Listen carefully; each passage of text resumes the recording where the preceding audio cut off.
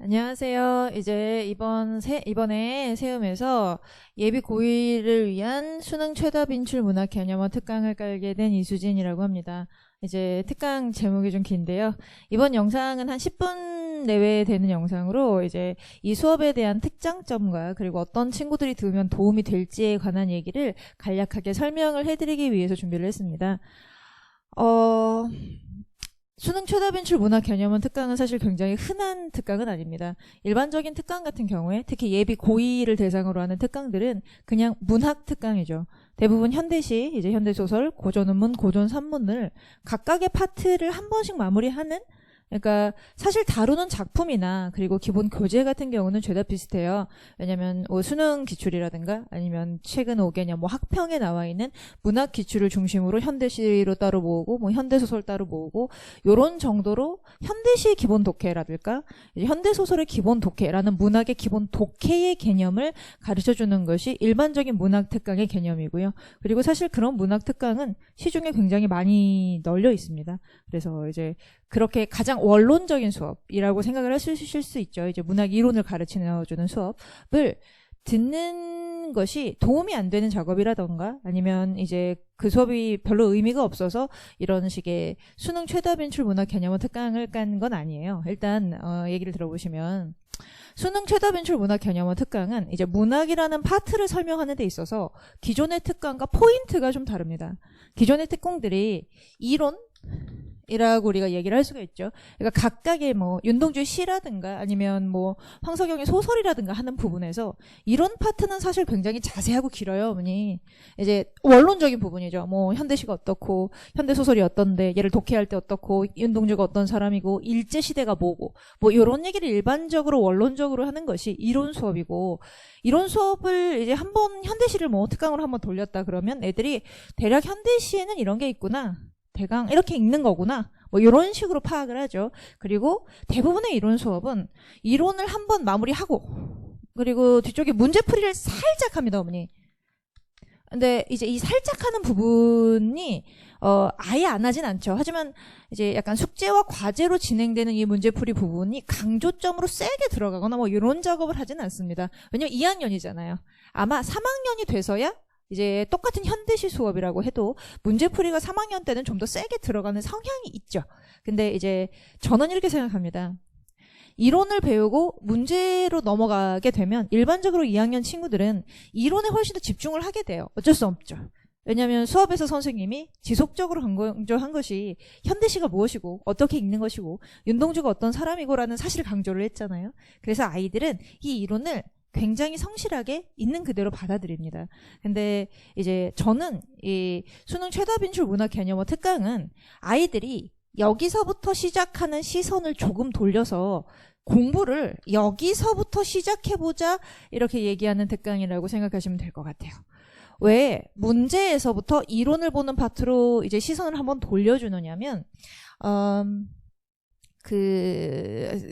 수능을 이미 한번 치러보신 앞에 언니가 있거나 오빠가 있는 어머님들은 아실 텐데 수능을 끝까지 본다는 것은 사실은 이론만 돼서 되는 파트가 아니거든요. 수능 국어는 실제로 어떤 파트를 공부를 하든 간에 이론이 완벽하게 돼 있으면 더 좋죠. 하지만 이론만 완벽하게 되고 이론을 완벽하게 마무리한 다음에 문제풀이로 넘어간다는 것은 약간 어불성설이에요. 왜냐하면 결국 이 친구들이 문학을 공부하는 데 있어서 무슨 논문을 쓰기 위해서 문학을 공부하는 것도 아니고 결국 일정한 출제자의 시선으로 이루어진 문제를 제대로 맞춰서 풀어낼 수 있기 위해서 이론 공부를 하는 거거든요.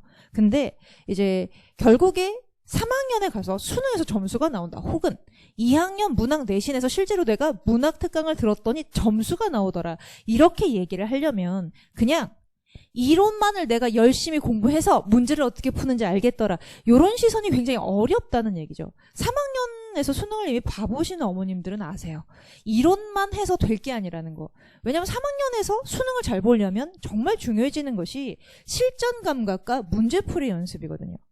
근데 이제 일반적으로 2학년 친구들은 그렇게 문제풀이를 세게 해야 된다는 생각을 안 하죠. 근데 그렇게 하다 보니까 3학년 때서야 본격적으로 문제풀이를 시작하게 되는 약점이 생겨요. 그래서 재수생한테 지죠.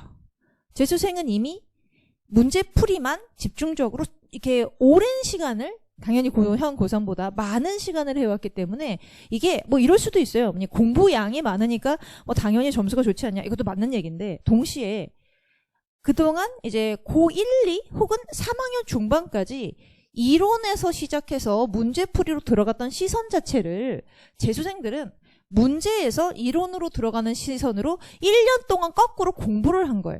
그렇게 되면 재수생이 갖게 되는, 그러니까 그런 식으로 문제풀이를 세게 한번 실전 연습을 해봤던 친구들이 갖게 되는 감각이 있어요. 아, 이론이 1부터 100까지가 있어도 이 중에서 문제가 중심적으로 보는 건 얘랑 얘구나 라는 핵심을 뽑아내는 감각이 생겨요.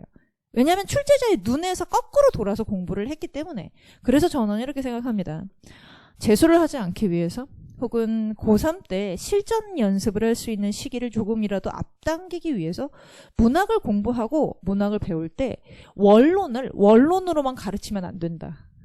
문제풀이 중심으로 이론을 한번 정돈해주는 과정을 거쳐야 된다. 그래서 아이들이 자, 이론이 1부터 100까지 있어. 알겠어. 1에서부터 100을 그냥 모두 다 균일하게 모두 다 똑같이 외우고 암기하고 공부하는 것이 아니고 1부터 100 중에서 문제풀이의 시선으로 보면 중요한 게 몇 개 있어. 그걸 먼저 뽑아서 공부할 수 있는 시선이 있어야 해. 그리고 그런 감각을 빨리 익혔을 때 2학년 때 그런 감각을 익힐 수 있다면 그럼 사실은 이미 등급이 어느 정도 보장된 상태가 되거든요, 어머님. 그러다 보니까 이제 이런 감각을 빨리 익힌 친구들이 그 말이 다른 말이 아니에요. 공부량이 이미 어느 정도 채워져서 이론은 다 괜찮고 이제 문제풀이로 그 다음 단계로 넘어갈 수 있는 친구들이 당연히 등급이 나오고 당연히 점수가 나오게 돼 있죠. 그래서 저는 이렇게 얘기하는 거예요.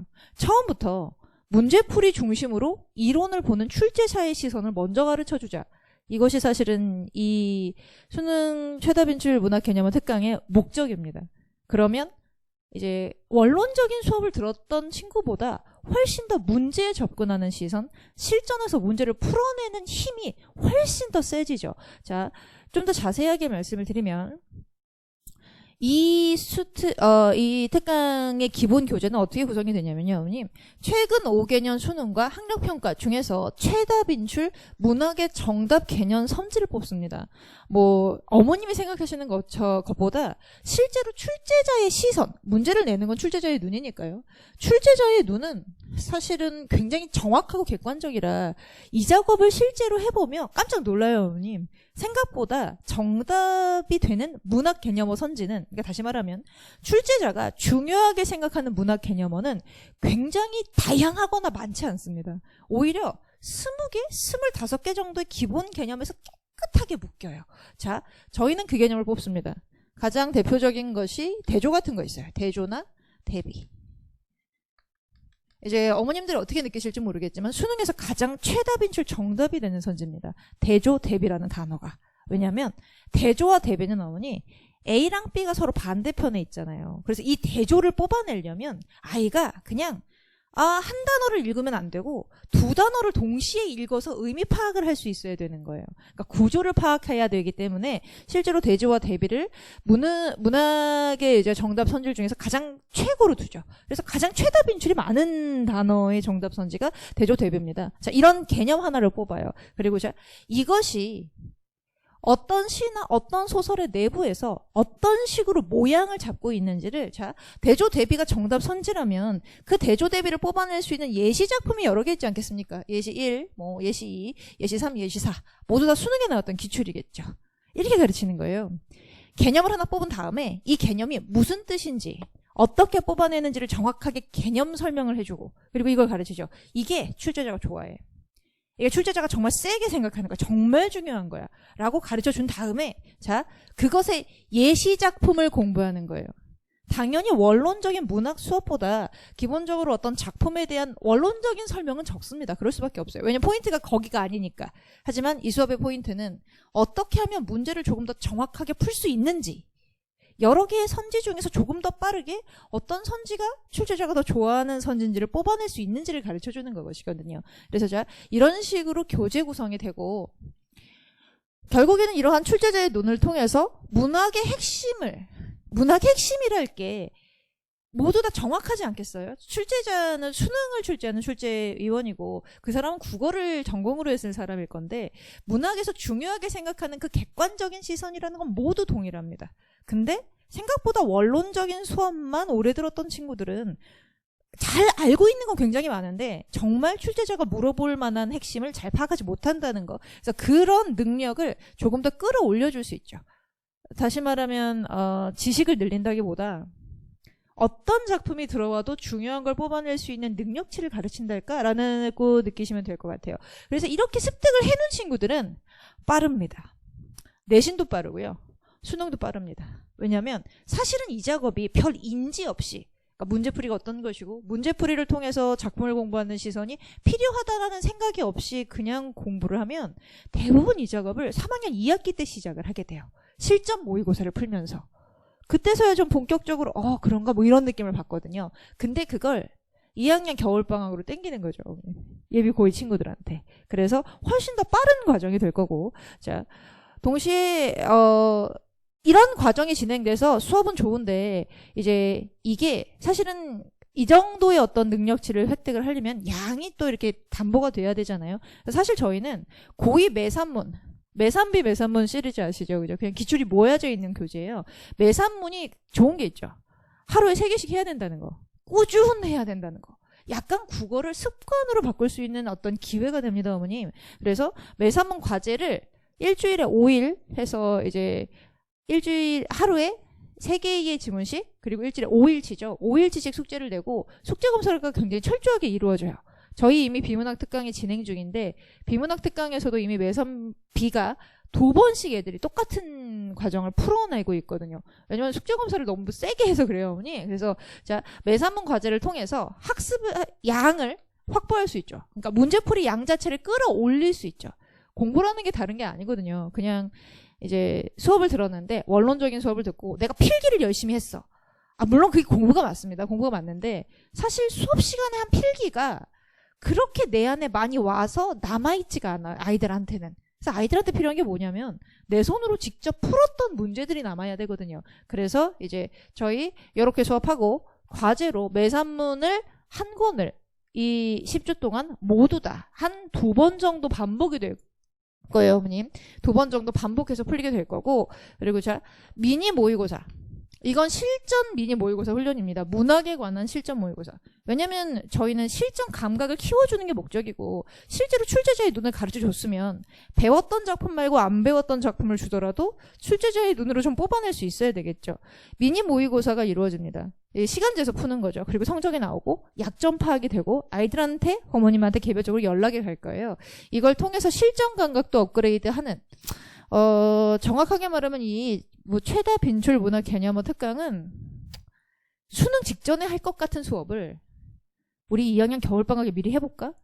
그래서 수능이라는 게 어떤 건지 문학이라는 게 어떤 건지 문제풀이라는 게 어떤 건지 한번 미리 볼까? 약간 이런 느낌이라고 생각하셔도 됩니다. 이렇게 땡기면 아이들은 빨라지죠.